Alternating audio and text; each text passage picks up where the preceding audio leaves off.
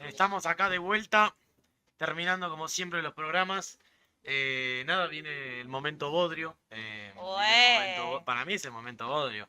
Porque la verdad que el tema del país da como para ponerse serio. Ya llega un momento en el cual el país se le nota el deterioro, pero cuando los instrumentos mediáticos los manejan los mismos que gobiernan, tenés que salir a contradecir los números que salen, ¿no? Ya el programa anterior, en el principio, tuvimos que hablar del número del INDEC. Nada, es ese 31% que insinúa que se baja un 15 puntos, ¿no? En total, desde que asume que había un 50% del gobierno de Alberto, nada. Nosotros venimos desde acá, de vuelta retomamos esa discusión porque creemos que al dato se lo discute con otro dato, al dato falso digo, ¿no? Porque no es una realidad. Y venimos con esta dinámica, ¿no? INDEC versus realidad, que es un poco lo que afrontamos y la bronca que nos da de que se salga a decir que hay 31% de pobreza, mientras ni siquiera nos hace falta tener que estar fijándonos en Infobae, fijándonos en webs. ¿Cómo es esto?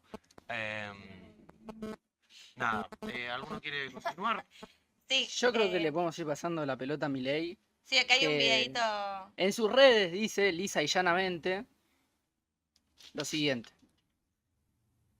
Teníamos 54% de pobres, hoy tenemos 31. Hay 12 millones que salieron de la pobreza. Sacamos a 6 millones de personas de la indigencia. Íbamos camino a convertirnos en Venezuela. No digo que sea fácil, no estamos en el paraíso, la situación es dura. Acepto y siempre dije que iba a ser duro. 31% de pobres sigue siendo una cosa aberrante, pero si yo miro la inflación bajando, la economía recuperando hasta que los orcos empezaron a romper todo, la pobreza cayendo, la indigencia cayendo, falta, pero vamos por la dirección correcta. Nos dejaron un campo minado lleno de bombas. Arreglar eso no es gratis, cuesta sacrificio, cuesta dolor. ¿Qué quieren? ¿Volver a la inflación, a la pobreza, al choreo? Me parece que no hay que aflojar, hay que terminar de cruzar el río y entrar en el sendero que haga grande la Argentina nuevamente. Bueno, alto video, que voy a contar algo medio superficial, pero no, que Lali en todos sus recitales, cuando toca Fanático, hace la pose así de Milei.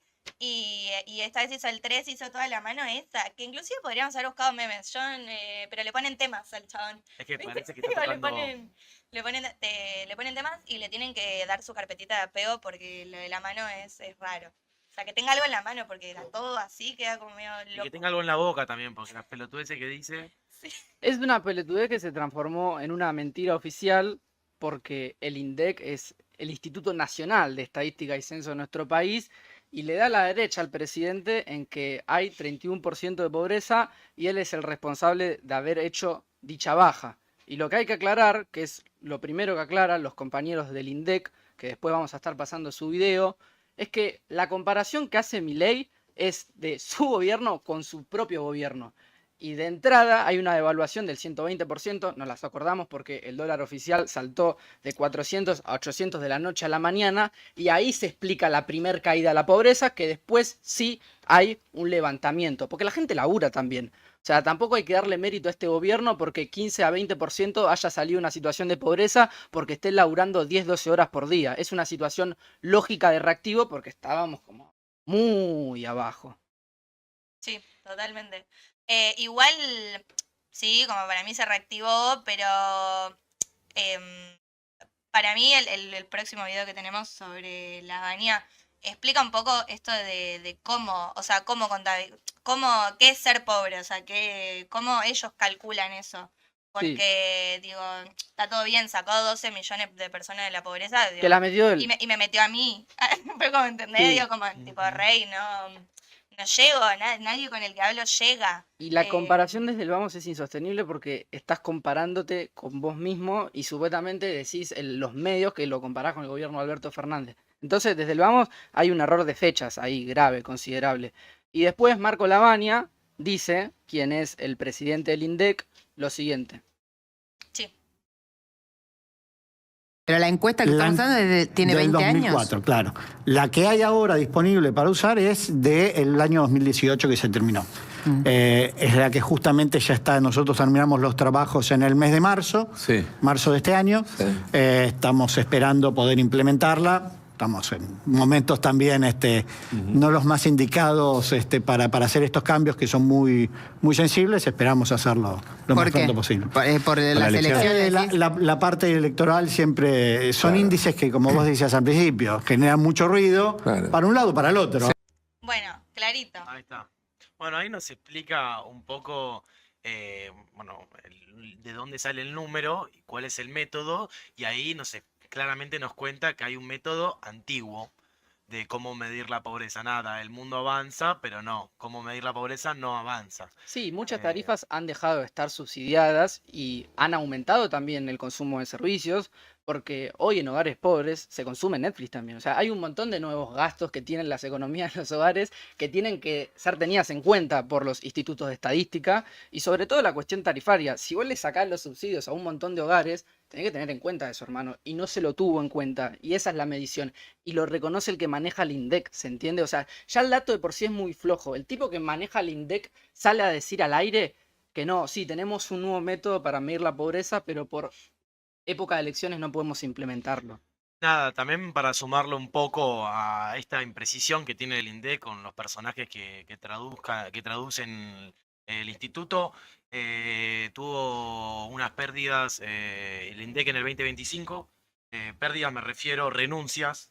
Una de ellas es Guillermo Manzano, que fue el director de Estadísticas y Condiciones de Vida del INDEC, que renunció el 1 de septiembre, y también le sigue Georgina Giglio, directora de Índice de Precio de Consumo del Consumidor. Poco serio. Poco serio, lo podemos resumir de esa manera. Son un flan. Entonces, repetimos, ¿no? Que Se Milei tipea la próxima. está basando su campaña en un número que rápidamente es poco serio. Es una mentira oficial, porque manipuló el Instituto Nacional de Estadísticas y Censo con fines electorales. Es gravísimo. No está tipificado en el Código Penal, pero es grave lo que hizo este señor.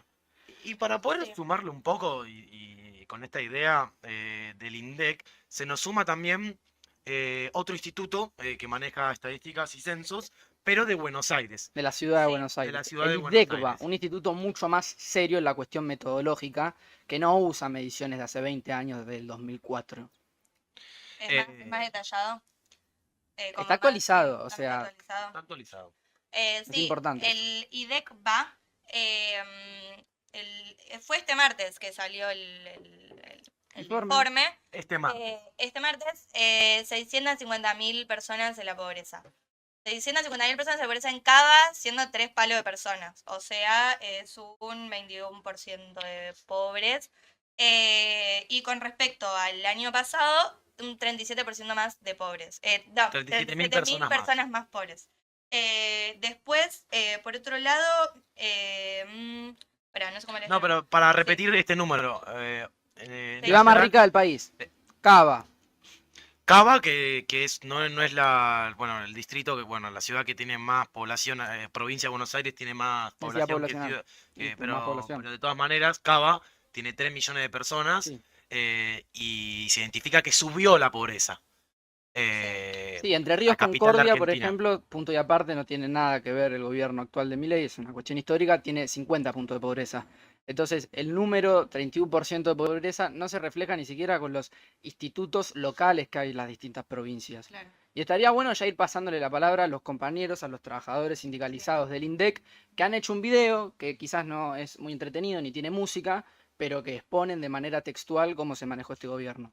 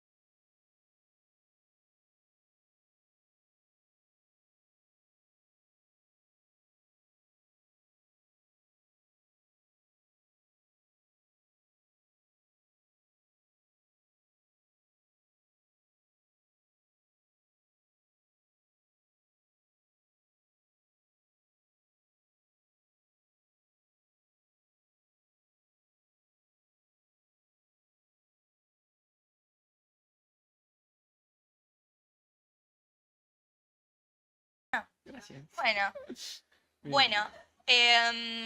Explicadísimo, cortito, al pie. Cortito y al pie, y son los trabajadores del INDEC. Yo le daría un poco de lugar a su palabra y la tendría en cuenta porque es la persona que produce esta estadística, la misma que te está diciendo que es falsa y que está siendo usada con fines electorales. Sí. Y otro tema también a tocar, Va- que el número de INDEC no refleja, es también el tema habitacional. O sea, Sí, de eso quería hablar un poco. Bueno, con esto del IDEC va, él dice que los hogares de la zona sur, lo voy a leer porque si no me acuerdo, un 25% de pobreza. Yo lo que digo es, ¿cómo tenés 12 millones de pobres? Digo, no financiando ninguna urbanización de ningún barrio, de financiando la SISU, digo, por la gente del RENAVAP dice que hay 5 millones de personas viviendo en barrios vulnerables. Sí. RENAVAP Re- es el Registro Nacional de Barrios ahí está, Populares. repasemos ese dato. El Sí. RENAVAP, bueno, el Registro Nacional de Barrios Populares, cuenta que en Argentina hay un total de 5 millones de personas viviendo en barrios populares. ¿Cómo podemos definir lo que es un barrio popular? Un barrio donde el proceso de urbanización no llegó. No está Donde acabado. falta servicios, como el gas, como el Lo agua, hacen los como la mismos luz. vecinos. Sí, o sea, lo que dice el Google, si lo quieren googlear, es que no tiene acceso a más de 2 servicios, o sea, que usan garrafa y no tienen agua potable, y que es la ocupación del suelo sin ningún título de propiedad. O sea, prácticamente gente en una situación mega vulnerable. Hay más de 1 millón de viviendas en barrios populares, que da el total de 5 millones de personas, que 5 millones de personas de 40 y... De más de ¿cuánto? 40 50 millones, pasados. Sí. 40 Sí, nos pasados. estamos Mierda. reproduciendo. Estamos Bien. hablando de un gran porcentaje del país vive en barrios populares, pero la pobreza bajó. Sí, es un loco. Y aparte es como lo que decía mucho este gobierno era de como si votás el kirchnerismo cagás en Valdés. O vas a seguir cagando en Valdés. Tuvieron que Y- bajar esa línea igual. Sí, La sí. aprobaron 2-3 días, se dieron cuenta que ya, No, era pero- muy violento, era muy respetuoso dirigirse al vecino, al votante, como si él quisiera cagar en un balde porque no te vota. Pero aparte no, es como se les acabó la línea discursiva porque no hicieron nada para que la gente que cae en Valdés deje de caer en Valdés, sino todo Sí. lo contrario. Por ejemplo, el presupuesto del 20, esto en Cava, ¿no? En el presupuesto del 2025 del IBC, que es el que se ocupa de las obras de los barrios El Instituto de populares, Vivienda. el Instituto de la Vivienda, un recorte, o sea, se dan el tupé de recortar algo que ya de por sí no funciona, de un recorte del 23% con el año anterior. O sea, ya no tiene ni siquiera poder de ejecución de No. prácticamente nada, de resolverle la vida a nadie. Recorte, recorte, recorte. Y repetimos ahí lo que decías, o sea, el FISU, el Fondo para la Integración Sociourbana, para poder integrar mismo estos barrios populares, que tenían un aporte del impuesto país que se metía, tenía un 9% del impuesto país. Bueno, con el gobierno de Milei se redujo un 0,3%. No solo lo que dice Milei, sino las medidas que toma son para seguir aumentando los barrios populares. Acá hay un chiste que se hacía en el gobierno de Macri, que claro, no, Milei no es que odia a los pobres, los quiere más, parece. Claro, les encanta. Que sí, Sí. eso nos decían, le decían al kirchnerismo. Sí, es grave y aparte, estos son datos del 2024, pero no solo que, o sea, se usó el 20% del presupuesto de la FISU. Nada, Se como que, ejecuta, hay 80% que... No, pero están mirando el que techo. está ahí mirando el techo, que se lo está llevando Expert con spray machado y están en una pileta. Pero está bueno referirse al 2024 porque mismo Manucci nos comentaba que fue un año de gran devaluación. El mismo el INDEC está rápidamente, directamente relacionado al número del salario y a la canasta básica, o sea, al consumo necesario de cada familia. Y el consumo en el 2024 bajó un 11%, Sí. que junto a lo que bajó en este año se hace un 14% desde los gobiernos de Alberto. Lo mismo. Es otro notable número la que caída suma. del consumo. Escribía Guillermo Oliveto en La Nación Más, si hay un medio por excelencia que blinda sistemáticamente a este gobierno, en La Nación Más, y exponía los datos de consumo, si quieren lean la nota, es una nota muy reciente de fines de septiembre, en la que, entre otras cosas, más allá de remarcar que el consumo masivo total cayó un 14% en el 2024, hoy, 2025, el consumo en supermercados o mayorista, que básicamente es ir a comer, ir a comprar lo que vos necesitas para poder cenar con tu familia, en el 2024 cayó un 14% y no obstante cayó otro 5,5% en este gobierno. Estamos hablando de los platos de comida, estamos hablando de que el liberalismo no funciona, estamos hablando de que recortan, recortan, recortan y no hay magia y el consumo explota y va para arriba como pedo de uso. No, hermano, va para abajo, ¿entendés? Entonces hay que revisar estos datos porque de manera irónica creo yo que Guillermo Oliveto, el periodista, cierra la nota diciendo, no obstante, el gobierno logró la baja de la pobreza llegando a la cifra del 31%. Después de exponer todos los datos de la caída del consumo, que son un montón, yo hablo de supermercados o mayoristas porque creo que es lo más importante, que es la comida de los argentinos, pero han caído los shoppings, hay una caída interanual del 9,5%. El Abasto, el Espineto, la Avellaneda, la gente va menos, porque tiene menos plata. Como también va menos al supermercado, como no obstante va más al almacén de barrio. Y este es el único dato notable Porque te fían. porque te fían, porque compras de a poco, porque compras para unos días, porque tenés menos plata, porque la doña tiene alguna estrategia para poder llegar a vos que tal vez no la tiene Alfredo Coto, que tal vez no la tiene Carrefour. Entonces vale la pena mencionar que las ventas en almacenes de barrio han crecido interanualmente 10% este año. En almacenes de barrio. Pero porque no van pensando a comprar, chavos, la compra de todo el mes. Porque van a comprar a la vuelta, a lo de Doña Julieta, porque no les alcanza para ir al supermercado porque no pueden hacer la compra para todo el mes. Esa es la realidad económica de las familias hoy. Y una de las líneas que manejaba Milei y que fue presidente también sumando esas líneas era esto mismo de que a los pibes había que alimentarlos, había que llenarles la panza porque si no les llenaban la panza no estudiaban, ¿no? Otro tema importante a tratar cuando se habla de 31% de pobreza también es importante que refleje el nivel educativo, ¿no? Y nosotros para este programa nos fijamos justo en un dato que hablaba que arma un dato del 2013 al 2023, que cuenta que el gobierno de las... Bueno, me confundí. Sí, que Lo de las pruebas, aprender. Sí. esto las vivimos todos. Yo fui al secundario, yo hasta hace un año estaba en el secundario, venía el gobierno de la ciudad, te servía una prueba, vos tenías que rendirla, bueno, ese es el punto que le da la medición. Sí, que son los argentinos por la educación. 10 de cada 100 chicos termina el secundario en tiempo y forma y en Cava el 23%. Y digo, y somos nosotros 13, o sea, y los que estamos acá en Pomelo, vos después vas a la vida cotidiana y es mucho más normal que un pibe no haya terminado la secundaria porque tiene que ir a laburar, porque digo, la escuela se volvió un lugar hostil, no el mundo, se volvió un lugar hostil y la escuela no sabe contener. No tiene el presupuesto para comprar. Tampoco tiene el presupuesto para contener. Por ejemplo, solo el 14% de los estudiantes del último año de secundaria alcanzó el nivel satisfactorio de las pruebas y ninguno en todo el país el nivel avanzado. Digo, para mí, más allá de todos los datos que tenemos, es como, digo, hay como algunos puntos. Después de lo del triple femicidio, como para mí fue un golpe de realidad, porque Lara era una nena que tendría que estar en el secundario y no lo estaba. Y no solo estaba en la prostitución, sino que también estaba el narcotráfico.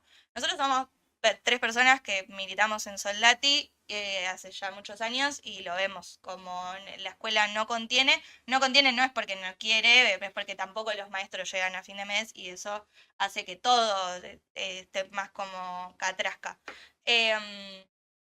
Pero para mí el modus operandi es como, bueno, sí, o sea, no solo el Estado no está, sino que el narcotráfico se mete y empieza a solucionar un poco también todas las... Mejora la calidad de vida. Mejora la calidad de vida. Indiscutiblemente. Y No, capaz pero es ese- una y capaz- cuestión Esa es la fehaciente. frase. Y capaz La familia del ese- tranza vive mejor de la familia del obrero de construcción y la maestra primaria. Viven mejor porque hacen plata vendiéndole droga a los pibes. Es una realidad. Sí, y para mí hay algo de esos 12 millones de personas que sacó de la pobreza y de todos los blanqueamientos que permitió este gobierno con respecto al narcotráfico, que también en parte, digo, es el que, o sea, claramente hay un montón de gente que salió de la pobreza porque pudo blanquear, digo, toda la plata sucia que tenía.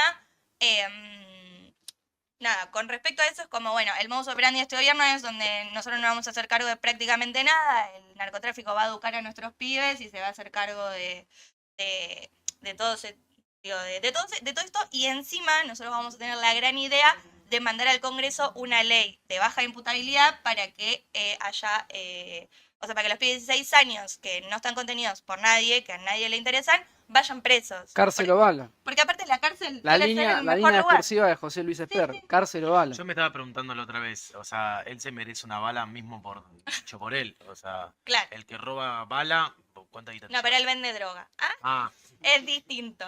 perdón, me había confundido. Te confundiste, te confundiste. No, pero hay Es algo. notable igual pero hay que algo pide de- cárcel o bala tenga semejante implicación con el narcotráfico y $200.000 en su cuenta bancaria de un narco de la Concha de la Lora. Es No, es notable y es tremendo. muy contradictorio. Sí, hoy salió un video de Expert en la pileta de Fred Machado. Pero, Pero sí, como para ir cerrando es como eso, ¿no? Digo, no solo el Estado te abandona y bueno, el narcotráfico se hace cargo de vos, que nosotros en el programa del Papa Francisco habíamos hablado con los curas sobre lo de club, colegio, capilla, que era como las partes para contener a un pibe triple que, C. la triple C, que para contener a un pibe que no tiene ninguna referencia de cómo tiene que ser, el tranza gana más plata que el obrero, ve a hacer tranza, También está la triple Y- C de la muerte, ¿no? claro, que es cárcel, Consumo y cementerio. consumo y ¿Qué cementerio. sé yo? Hay una desigualdad estructural en la Argentina que nosotros la leemos en los libros de historia de que vamos a la primaria en la campaña del desierto, cuando se deciden matar a miles de personas por el hecho de ser negras y tener otras culturas, otras idiosincrasias y eran de nuestro territorio y estaban ahí y se las mató. Y uno dirá, bueno, sí, es algo que quedó en el pasado de la Argentina, pero las mataron porque eran negras, las mataron porque tenían otra cultura, las mataron porque hablaban distinto. Y hay una cuestión racial y clasista en la Argentina, un negacionismo que está muy aplicado en nuestra cultura. Y es una locura, porque en el 2017 yo me acuerdo que nos subíamos al subte y preguntaban ¿dónde está Santiago Maldonado? Y era un tema muy recurrente en la opinión pública, que lo había matado la policía de Patricia Bullrich. Y ese mismo año también la policía de Patricia Bullrich mató a otro pibe, mató a Rafael Nahuel, y era negro. Y sus padres eran pueblos originarios, eran mapuche. Y hoy no se lo recuerda. Hoy decimos Rafael Nahuel y no lo tenés en el imaginario popular como tal vez lo tenés a Santiago Maldonado. Y vos te subías al subte y el metrodelegado preguntaba, ¿dónde está Santiago Maldonado? Bueno, 2 meses después mataron a un pibe y no se habló nada de eso. Y no se habló nada de eso porque el pibe era negro. Y hay una cuestión muy racista y negacionista que tiene nuestra cultura argentina, que nos acompaña hace un montón de años y que hoy con lo de estas 3 pibas sale a la luz. ¿Por qué la opinión pública condena a estas 3 pibas de la manera que lo hace y a su vez blinda a Esper, que es la cara del narcotráfico? ¿Por qué hay esa doble vara? ¿Por qué con los negros de una manera y con los blanquitos de otra? ¿Por qué? Sí, aparte con que Expert hace mucho, o sea, como claramente hace mucho más daño, digo, porque es parte de la casta política. no, y bueno, pero sí, por eso venía un poco esta consigna. Queríamos dejarlo como en claro la idea del INDEC, pero el INDEC podemos charlar también como Esper, como Milei, como la voz de este neoliberalismo, que es el sistema que cree narcocapitalismo, que puede podemos decirle. solucionar los problemas, pero para poder responder la pregunta si el neoliberalismo es lo que funciona, si lo que dice el INDEC es la verdad, tenemos la realidad, o sea, Sí, sí. todas las semanas es una noticia nueva. Lo del triple femicidio entra por todos lados, narcotráfico, cuestión de género, inseguridad, cuestión habitacional, ¿dónde estaban esas chicas? 15 años tenía la chica. Sí, esa Eh, piba tenía que estar en la escuela y después tenía que ir al club a jugar hockey y después tenía que irse a dormir a su casa y capaz si le pintaba la religión ir el domingo a misa. Y así se ordena la vida. Y si no te gusta la misa, comes unas pastas con tu familia y eso tiene que ser lo que te ordene la vida. Digo, y ya no hay acceso a nada de eso. Hay Solo- acceso al otro mundo, hay hay acceso al acceso otro al mundo. narcocapitalismo, hay acceso sí. a que entiendas tu cuerpo como mercancía de cambio. Y después vos ves los videos de La Nación Más, de Clarín, de personas que estudiaron, ¿viste? Gente formada, que, loco, fue a la universidad y te empiezan a discutir el tecnicismo de si fue un femicidio o es un homicidio agravado por el vínculo. O sea, las pibas tenían como moneda de cambio, como mercancía su cuerpo. Y el chabón tiene los fierros, la guita, la droga, y se viene a discutir si fue o no fue un femicidio, como es una cosa de loco. Y es porque son negras, es porque son pibas de la matanza de una villa, de un barrio popular. Ahí hay una cuestión que... Sí, y juzgando a la madre, como, digo. pero muy, muy de cabeza quemada, de que nunca vamos a poder salir adelante como país, porque tuvimos la conquista del desierto, y porque hoy tenemos un triple femicidio y lo estamos discutiendo de si fue o no fue, y nos acordamos de Santiago Maldonado, que era un pibe blanco, clase mediero, y no nos acordamos de Rafael Nahuel, que lo mataron por la espalda con un par de tiros. Ahí hay una cuestión, loco, que no vamos ni para atrás ni para adelante, pero Sí. estructural. Es una lástima, pero hay que poder convivir con eso. Yo creo que ya le podemos ir pasando la palabra a Perón, porque Sí. Perón sí convivió con eso. Y bueno, vayamos dándole un pie a Perón, porque creo Sí, que va a sí, sí, cerrar sí. de manera mucho más alentadora y Sí, precisa que es nosotros. en eso. Puedo tirar un último dato que es el de... Espera, un segundo. Hay 945 causas penales iniciadas de Juicio Nacional de Menores. Lo digo porque el video va a tener que ver con eso.